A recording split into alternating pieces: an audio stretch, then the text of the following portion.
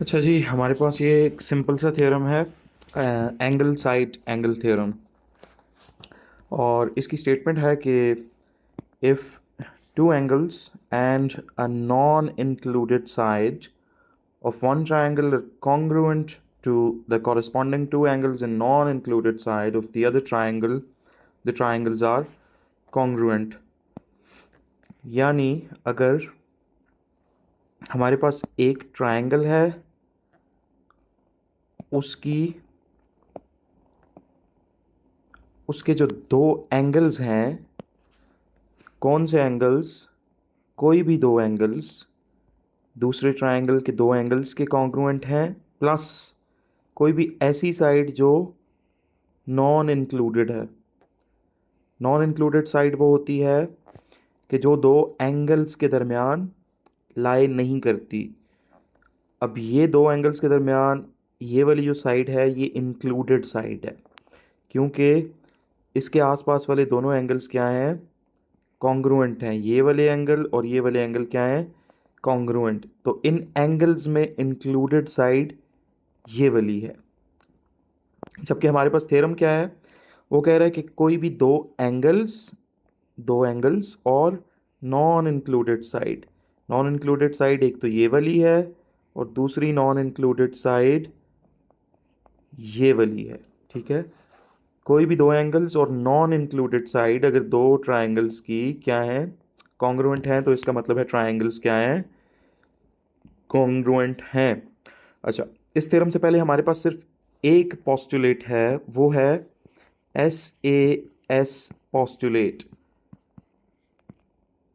SAS postulate. और SAS postulate क्या कहता है कि अगर कोई भी ऐसा ट्रायंगल है कि जिसकी दो साइड्स और साइड्स के दरमियान में बनने वाला एंगल कॉन्ग्रुएंट हैं, तो ट्रायंगल्स क्या होंगे, कॉन्ग्रुएंट होंगे।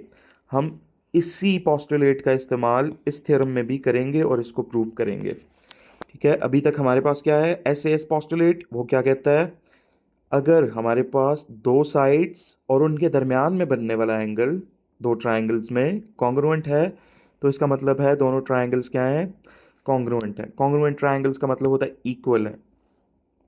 ठीक है, तो हम इस थ्योरम पे आते हैं। इस थ्योरम में सबसे पहले हमने दो ट्रायंगल्स कंस्ट्रक्ट करने हैं।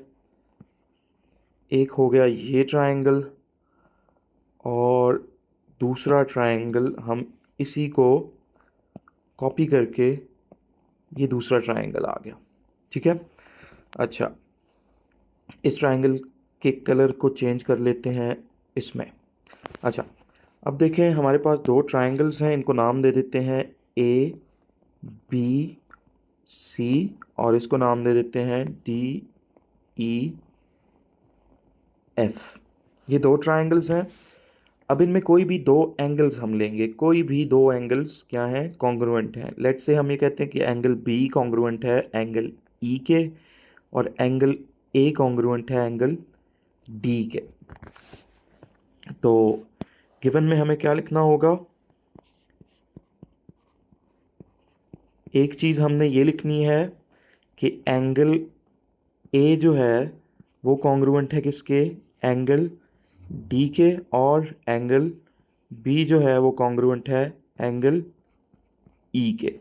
इसके अलावा हमने लेनी है नॉन इंक्लूडेड साइड। तो नॉन इंक्लूडेड साइड एक ये वाली है, एक ये वाली है, कोई भी ले सकते हैं लेकिन ये बेस वाली लेते हैं, BC और EF। ये जो BC लाइन सेगमेंट है ये कॉन्ग्रुएंट है किसके, EF लाइन सेगमेंट के। तो ये चीज़ें हमारे पास गिवन है,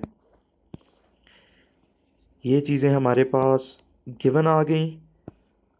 और हमने प्रूफ क्या करना है,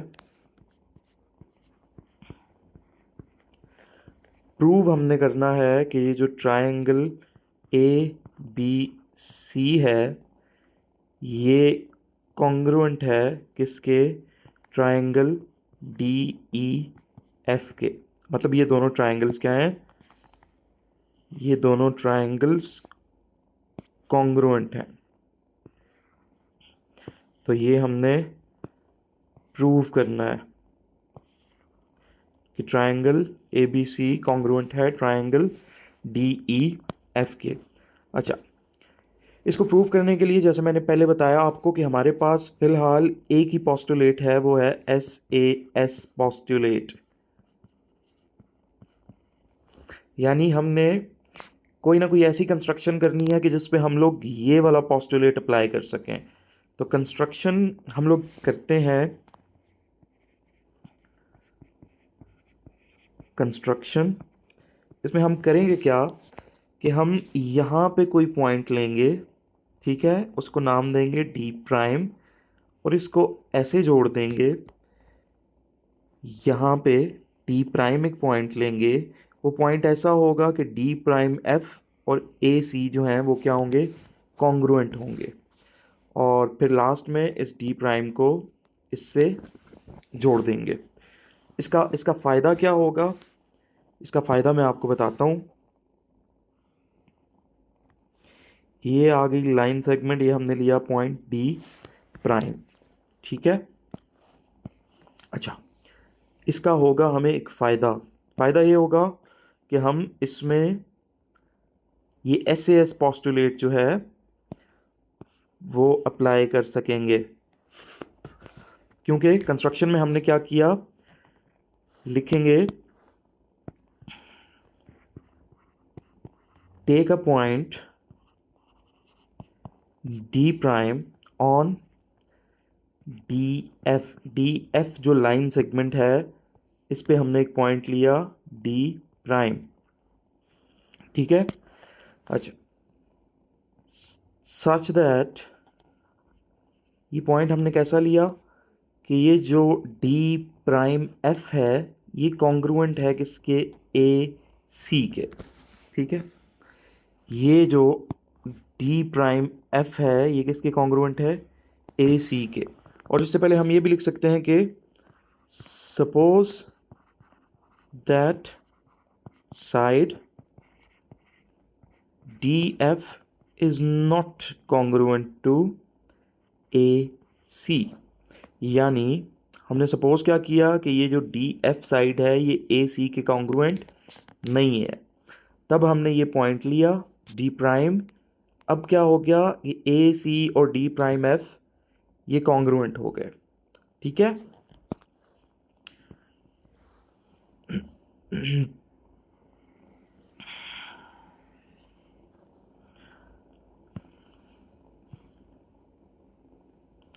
ये आ गई हमारे पास कंस्ट्रक्शन।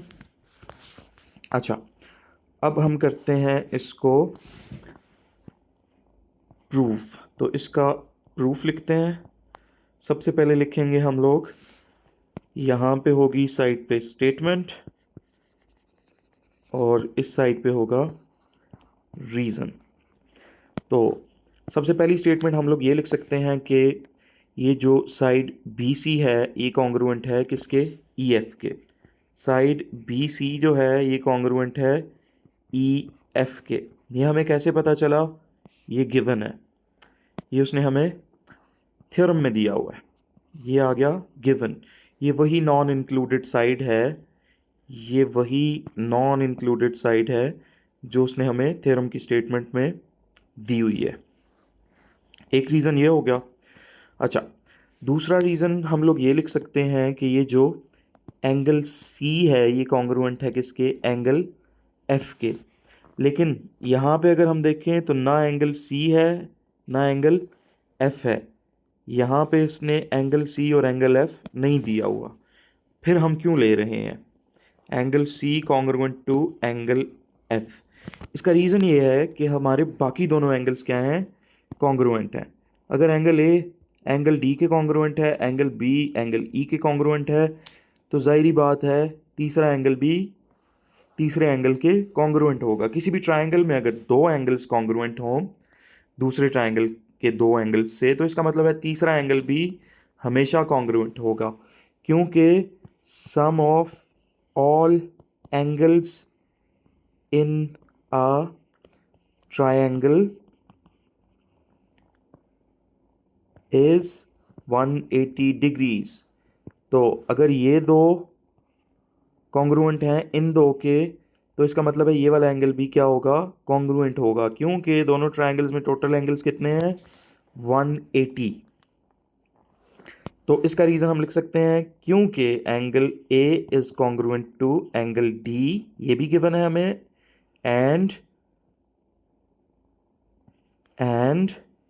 एंगल बी जो है वो कॉन्ग्रुएंट है किसके, एंगल ई के। ये आ गया दूसरा रीज़न। और तीसरी चीज़ हम ये कह सकते हैं कि ये जो साइड ए सी है ये कॉन्ग्रुएंट है किसके, डी प्राइम एफ के। और ये हमने कंस्ट्रक्शन की थी।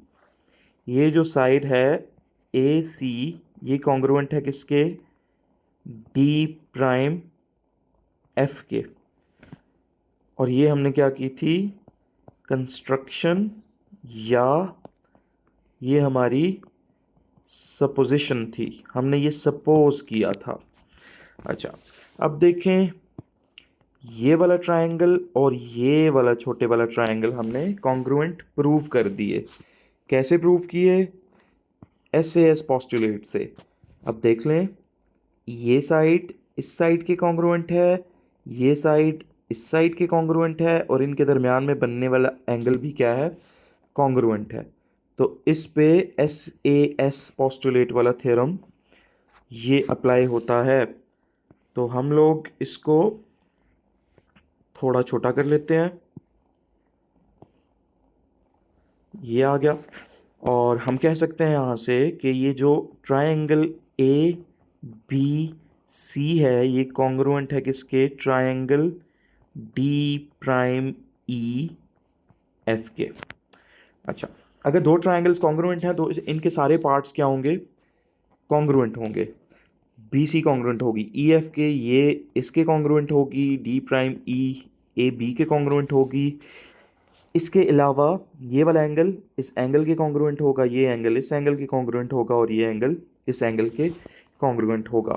लेकिन हम लोग सिर्फ इस वाले एंगल को फिलहाल कंसिडर करेंगे कि ये जो angle D prime E F है ये एंगल बी के कॉन्ग्रुएंट है। ये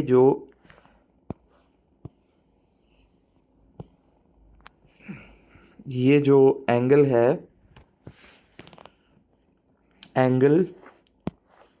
angle D prime E F जो है ये कॉन्ग्रुएंट है एंगल बी के। इसका रीज़न हम लोग क्या लिख सकते हैं कि corresponding parts of congruent triangles are congruent, CPCTC। अच्छा, एक और चीज़ हमें गिवन में है कि ये जो एंगल बी है ये एंगल ई के कॉन्ग्रुएंट है। ओरिजिनल ट्रायंगल में एंगल ई क्या बनता था, ये एंगल पूरा एंगल क्या था, एंगल ई। तो यहाँ पे हम लिख सकते हैं कि एंगल डी ई एफ जो है ये एंगल बी के कॉन्ग्रुएंट है, और ये हमें क्या था, गिवन था। अच्छा, इन दोनों को देखें, दोनों इक्वेशंस की जो ये वाली साइड है ये वाली ये इक्वल है, तो इसका मतलब है ये वाली साइड भी क्या होगी, इक्वल होगी। तो यहाँ से हम ये लिख सकते हैं कि जो angle D prime E F है ये कॉन्ग्रुएंट है किसके, एंगल डी ई एफ के। यानी ये जो छोटे वाला एंगल है ये इसके कॉन्ग्रुएंट है। ये इसके तभी कॉन्ग्रुएंट होगा जब this is possible only when जो डी प्राइम है ये लाई करता है डी पे। अगर हम इस पॉइंट को यहाँ पे लेके आएंगे, यानी इस लाइन को अगर यहाँ पे लेके आएंगे तो तभी ये एंगल और ये एंगल कॉन्ग्रुएंट होगा, और ये वाली चीज़ें प्लस ये वाला एंगल ये कब ट्रू होगा, ये सारे इक्वल हैं जब ये जो डी प्राइम वाला पॉइंट है इसको हम डी पे लेके आएंगे। तो अगर उसको हम डी पे लेके आए तो इससे हमें क्या पता चलता है, अगर डी प्राइम डी पे लाई करता है तो इसका मतलब है ए सी जो है वो कॉन्ग्रुएंट है किसके, डी एफ के। ए सी किसके कॉन्ग्रुएंट हो गई, डी एफ के। ये जो लाइन है ये कॉन्ग्रुएंट हो गई इस लाइन के, क्योंकि डी प्राइम जो पॉइंट है वो डी पे लाई करता है। वो क्यों लाई करता है, क्योंकि ये जो ये एंगल है और जो ये एंगल है ये दोनों सेम है, और ये सेम इस सूरत में हो सकते हैं कि जब ये पॉइंट यहाँ पे लाई करे, ठीक है।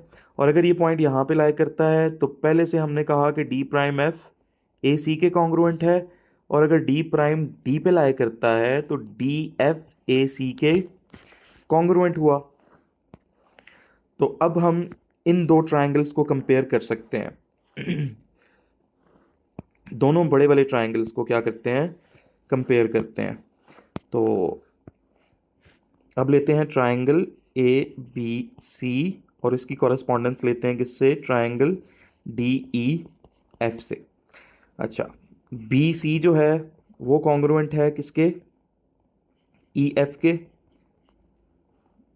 ये लाइन इसके कॉन्ग्रुएंट है, इसका रीज़न क्या है, ये हमें गिवन है।